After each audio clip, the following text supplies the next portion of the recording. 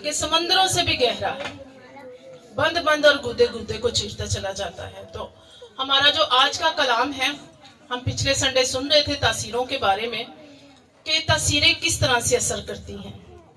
तो अगर हम इस चीज़ को देखें कलाम के हवाला से, तो गलीथियों की किताब 5 बाब और 6 आयत में क्या फरमाते हैं पौलुस रसूल, मसीह यीशु में ना तो खतना किसी काम का है ना मख्तूनी, मगर ईमान जो मोहब्बत की राह से असर करता है।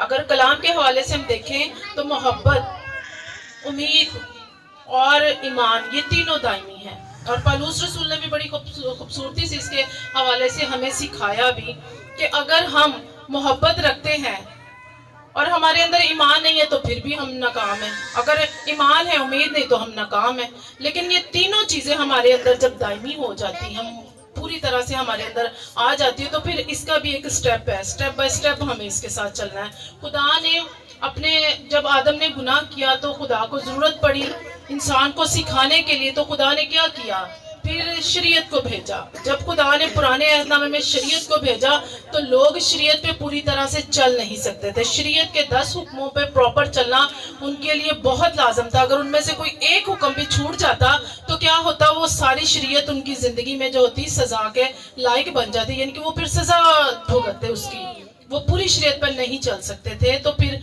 खुदा ने क्या किया कि अपना प्यारा और इकलौता बेटा ज़मीन पर भेजा। इसके बाद कोई बड़ी कुर्बानी की हाजत और जरूरत रह नहीं गई थी। खुदा ने कहा कि इससे बढ़कर मैं क्या किसी के लिए कर सकता हूँ कि अपना इकलौता बेटा भेजा। क्योंकि जब आदम और हवा ने गुनाह किया तो खुदा इंसान से नाराज हुआ, उसके लिए शरीयत को भेजा। इंसान शरीयत पर भी पूरा ना चल सका, फिर खुदा ने क्या किया कि उसने अपने इकलौते को ही भेज दिया। और उस इकलौते ने हमारे लिए अपने लहू का एक एक कतरा बहाया ताकि हम उस पर ईमान लाएं। और अगर आज हम उस पर ईमान नहीं लाते और उसकी कुर्बानी को नहीं समझते तो फिर हम बेकार हैं, हम मसीही ही सिर्फ नाम के मसीही हैं। अगर आज हमारे अंदर इस कदर ईमान हो कि हाँ उसने हमारे लिए कुर्बानी दी है और उसकी कुर्बानी के वसीला से हम आज़ाद और बहाल हैं, और उसके लहू को जब हम मांगते हैं तो हमारी ज़िंदगियों में हर तरह की तासीरें बेअसर हो जाती हैं। तासीर का मतलब हम लोग ये समझते हैं कि शायद किसी में बदरू है तो सिर्फ वही तासीर है, नहीं। अगर हम इसको ग्रीक की लैंग्वेज में, आपको पता है कि हमने पिछले संडे सीखा ग्रीक लैंग्वेज में इसके बारे में क्या बताते हैं कि एक रास्ता, एक वे देना, एक मेथड, मतलब कि अगर इस पे चलना, तस्वीर का मतलब है कि इस पे चल जाना या इसके लिए रास्ते के मायने लिए जाते हैं कि किसी चीज को रास्ता दिखाना। तो फिर खुदा ने क्या किया, पौलुस रसूल के वसीला से जब हम पाक रूह कुद्दस उन पर नाजल होता शागिर्दों पर, तो क्या होता कि वो बहुत सारे कुव्वतें पाते, बहुत सारी उनकी जिंदगियों में काम होते, और उनमें कुछ ऐसी बातें थी जो बड़ी खास थी। जैसे रूह कुद्दस की तसीर में इल्मियत आ जाती, शिफा की कुदरत आ जाती, ये तसीरें थी। मौजज़ात की कुदरत आ जाती, गैर जुबान बोलने की कुदरत आ जाती, गैर जुबानों का तर्जमा समझने की कुदरत आ जाती। तो ये क्या थी, ये पाक रूह कुद्दस के वसीले से उनकी जिंदगियों में तसीरें असर कर रही थी। तो तस्वीरें सिर्फ ये नहीं है कि बदरू ही कोई तस्वीर है, लेकिन हम जब ईमान से देखते हैं और हम जब मसीही हैं तो हमारा ईमान इस बात पे कि रूह कुद्दस की तस्वीरें हमारे अंदर काम करती हैं, और खुदा ने वो तस्वीरें हमारे लिए क्या किया, कलाम के वसीला से हम तक पहुंचाई हैं। किसी को खुदा ने शिफा की नेमत दी, किसी को खुदा ने इल्मियत की नेमत दी, तो किसी को मौजज़ात करने की। इस तरह से कलाम को जब हम सीखते जाते हैं, ये तस्वीरें, रूह कुद्दस की तस्वीरें हमारे अंदर सरियत करती चली जाती हैं।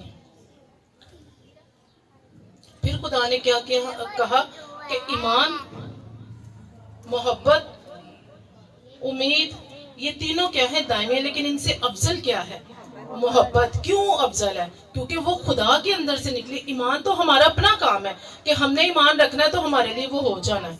उम्मीद हमें इस बात पे कि खुदा आने वाला है और हमें जल्द लेके जाएगा, हम मसीह, हम उड़कर उसका इस्तकबाल करेंगे।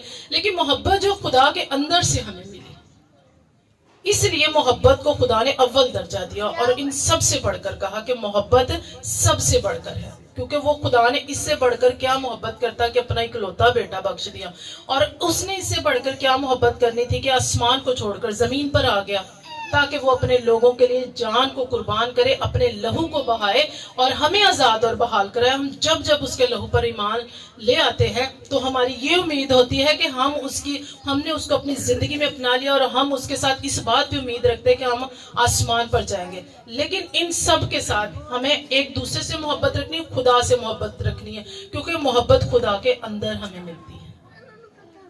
ہم تو کبھی کسی نہ کسی بات سے کسی سے نفرت بھی کرتے ہیں، جھگڑا بھی کرتے ہیں، لیکن خدا کسی سے نفرت نہیں کرتا۔ وہ پورے عالم کے لیے آیا اور اس نے پورے عالم کے لیے جان دی ہے۔